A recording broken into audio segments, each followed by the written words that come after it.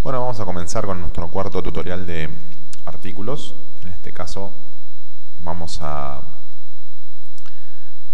comentarles una funcionalidad con respecto a la parte de centro de costos que ustedes van a poder ver, vamos a suponer, agarramos cualquier artículo, en esta solapa de centro de costos. Bien, repasemos un poco la utilidad de los centros de costos. Está más que claro que este concepto nos permite determinar qué sector de la empresa es el que se hace cargo, por decirlo de alguna manera, de los costos que corresponden a la facturación, a las facturas de compra que nosotros vamos a registrar. Entonces, para ir dándole un poco de marco un poco más completo a este tema, vamos a mirar un poquito cómo definimos los centros de costos. Bien, yo acá hice un ejemplo. Por ejemplo, no sé, tenemos administración, producción, el vehículo tal, vamos a crear uno nuevo, 1.4, vehículo tal, bien, al 100%.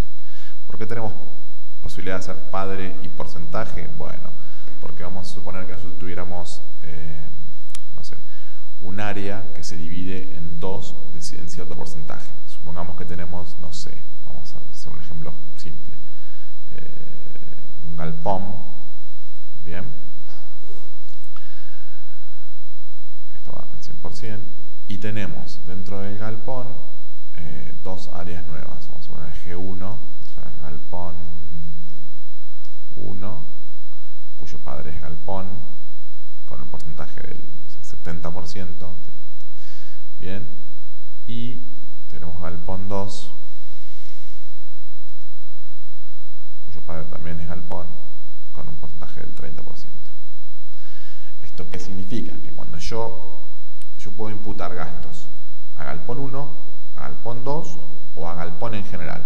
Bien, cuando yo impute a galpón en general, me va a imputar el 70% de ese gasto al galpón 1 y el 30% de ese gasto al galpón 2.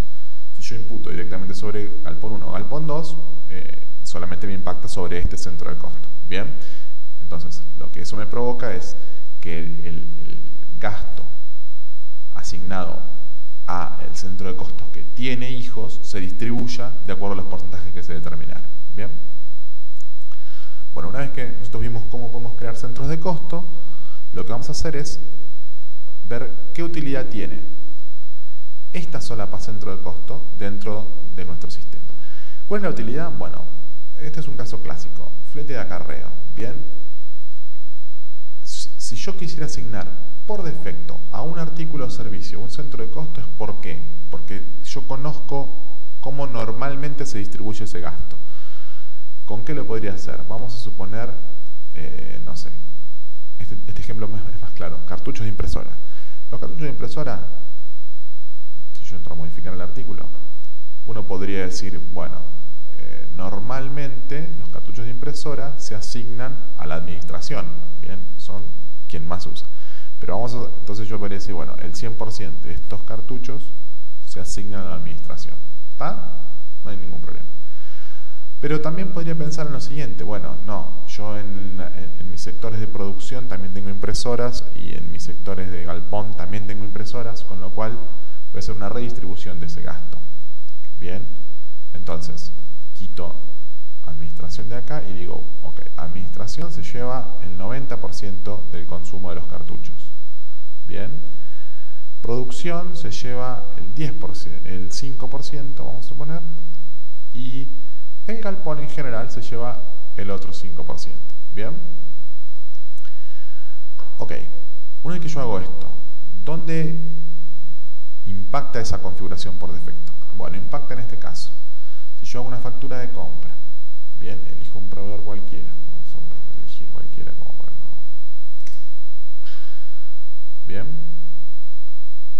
y cargo este artículo, el gasto de este artículo, o sea, un artículo 12, bien, perdón, selecciono el tipo de comprobante, me llega una factura, 12, sí, me gasté, no sé, 150 pesos, Acá, en esta columna del centro de costo, yo voy a verificar cómo fue que se distribuyó ese gasto por defecto. Bien, como lo heredé del artículo, yo tengo la posibilidad de decir, bueno, ok, los 150 pesos que yo gasté en este artículo se me distribuyeron. Bueno, esto es masiva, ¿no? 163 para la administración, que es el 90%, 5 y 5 para producción y para galpón. Bien, lo que yo tengo después son reportes estadísticos de compras por centro de costo. Bien, vamos a hacer cambiar la moneda como para que nos dé más claro cuál es la idea. Bien, si yo tengo, entonces repasando, yo tengo 181,50, que es la suma de esta distribución de los porcentajes de los centros de costo. Bien, esa es la utilidad que tenemos cuando nosotros asignamos la solapa centro de costo a nuestros artículos. Bien, ahora vamos a continuar con la solapa características. Bien, esta solapa características tiene una explicación que es la siguiente. Cuando nosotros necesitamos detallar información sobre nuestros artículos, pero no la queremos hacer desde la solapa notas. Digamos, yo en esta solapa puedo escribir, bien, no es el caso de un cartucho, pero vamos a hacer un ejemplo. Utilizamos el modelo X, bien. Esta es una nota que yo puedo poner en el artículo, bien, y la puedo verificar y mirar desde acá. O sea, cuando voy mirando, digo, tengo una nota acá. Ahora, ¿qué pasa si yo quisiera tabular la información que yo tengo sobre un artículo? Bien, es decir, yo tengo ciertas características que se repiten en todos mis artículos, o en la mayoría. En algunas son para escribir algún texto y en otras son elegibles de un listado de opciones, y yo quisiera asignárselas a mis artículos. Bien, no se da el caso en los conceptos de facturación, normalmente se da en los artículos o servicios que yo vendo. Bien, entonces, ¿qué pasa si yo quisiera a ciertos artículos de mi grupo de artículos asignarles alguna característica, pero no tener que hacerlo de manera textual? Bueno, lo que yo tengo que hacer es lo siguiente. Primero tengo que venir al menú artículos y stock, a la solapa características, al ítem características, perdón, y buscar características de artículo. Bien, en este caso hay cargadas algunas, como por ejemplo, no sé, tipo de envase, es algo clásico. Metálico, papel, plástico o vidrio. Bien, si yo esto lo quisiera escribir en un texto, nadie me lo prohíbe. Yo puedo poner acá envase de vidrio, ¿está bien? El tema es que después, cuando yo quiera buscar o filtrar todos los artículos que tienen un envase de vidrio, no puedo, porque un usuario va a poner envase de vidrio, el otro va a poner vidrio con mayúscula, el otro va a poner, en el mejor de los casos, vidrio con B larga, en el peor de los casos, perdón. Entonces, se puede llegar a complicar. ¿Cuál es la idea de esto? Bueno, si yo genero una característica que tiene variantes, bien, yo puedo, ahora vamos a ver cómo creamos la característica, pero yo puedo venir a un artículo, vamos a agarrar cualquiera, este artículo de acá, y decirle, bueno, este artículo tiene tipo de envase vidrio. ¿Sí? Asignarlo y aceptar. Bien. Entonces, yo me paro acá y automáticamente veo qué característica tiene. Existen características que tienen variantes y existen características que no tienen variantes. ¿Cuáles son normalmente las que no tienen variantes? Y, por ejemplo, las que tienen fórmulas o las que tienen números. Es decir, si hay algún valor que es numérico y no respeta una serie, digamos, entonces es imposible cargar todos los números para poder elegir del sistema. Por ejemplo, la capacidad del envase sería un ejemplo. Entonces, en estos casos, cuando se define la característica, no se le define ninguna variante. ¿Bien? Vamos a este ejemplo. ¿Qué hacemos? Cargamos una característica, cuando elegimos capacidad de envase, no tenemos para elegir variante. Entonces podemos escribir acá un valor. ¿Bien? Entonces le ponemos, no sé, 200 mililitros. ¿Bien? Aceptamos y aceptamos.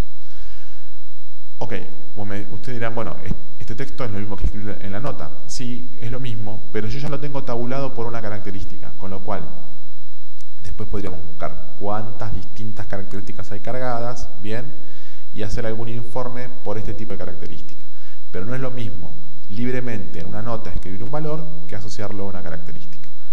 En el tutorial siguiente vamos a ahondar en qué datos son los que corresponden a las características, cuáles características son de artículos, cuáles características son de clientes, de ítem y sus variables, digamos, a la hora de la utilización de dicha herramienta. Bien, muchas gracias.